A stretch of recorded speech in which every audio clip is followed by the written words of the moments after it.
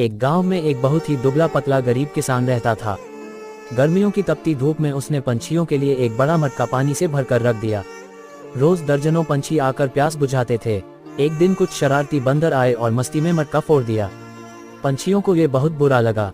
उन्हें ऐसा लगा जैसे उनकी प्यास और मेहनत का अपमान हुआ हो।